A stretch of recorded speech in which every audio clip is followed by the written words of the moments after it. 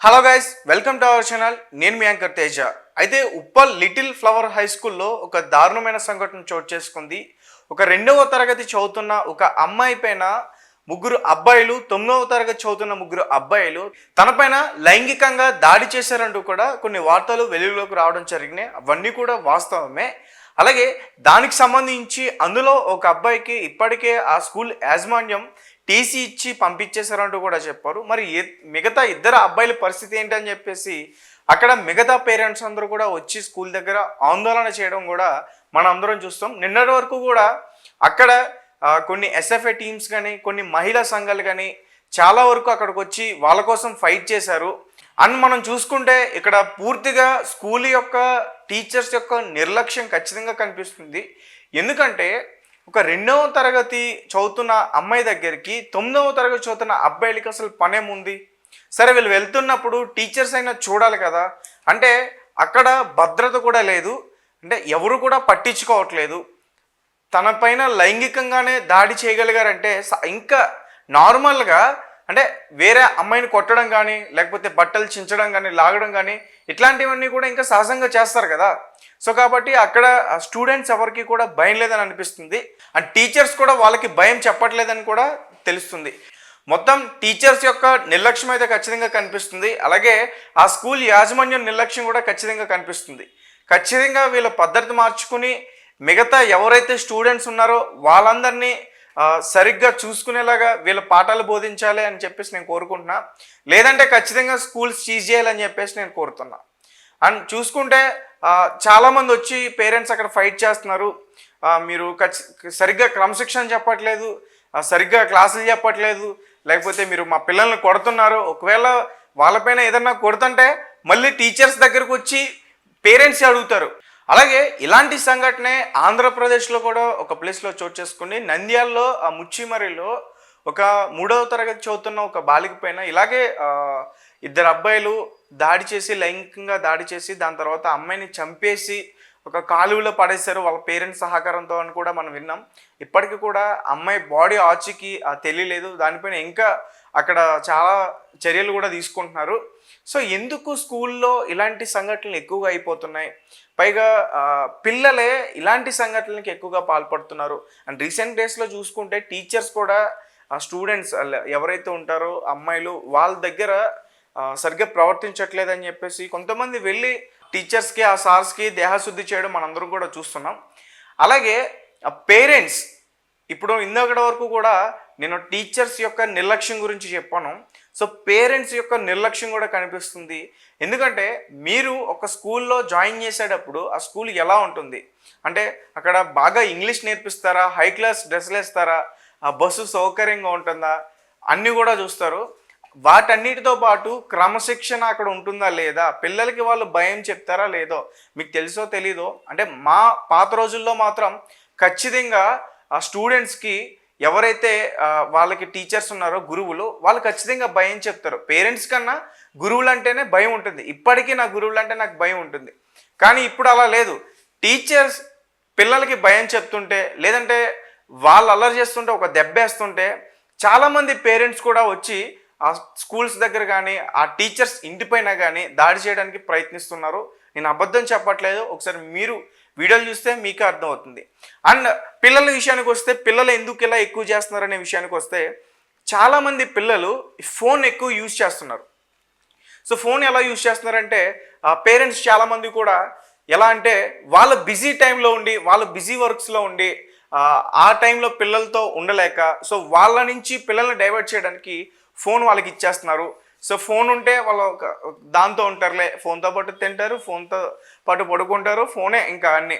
So ఫోన్స్లో candy crush అని లేకపోతే లూడో అని చెప్పి లేకపోతే టెంపుల్ రన్ను, సబ్వే సర్ఫ్ ఇలాంటి గేమ్స్ అన్నీ కూడా అందులో డౌన్లోడ్ చేస్తున్నారు.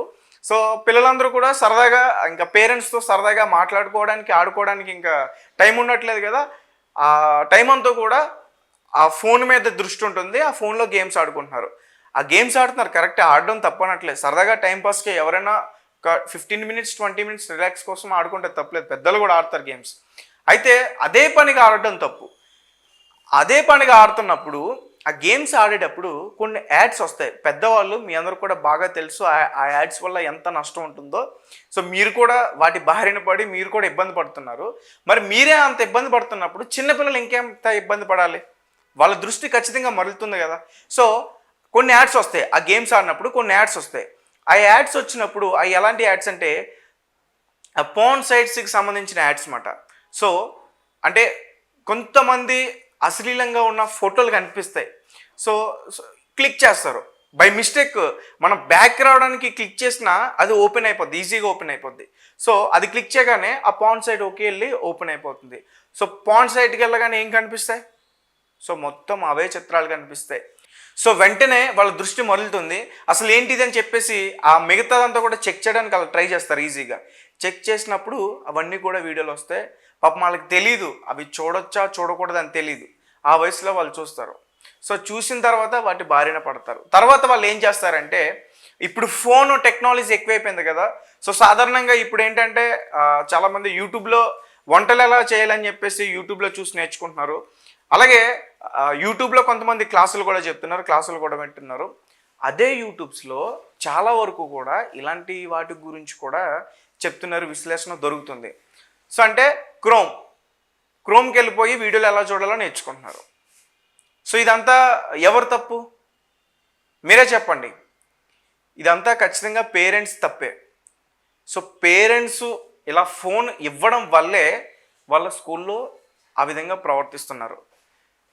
అలాగే స్కూల్లో వాళ్ళు ఒకవేళ అలా ప్రవర్తిస్తున్నప్పుడు స్కూల్లో స్టూడెంట్స్కి వాళ్ళు భయం చెప్పి పని చేస్తుంటే మీరేం చేస్తున్నారు? దాన్ని యాక్సెప్ట్ చేస్తున్నారా? చేయట్లేదే.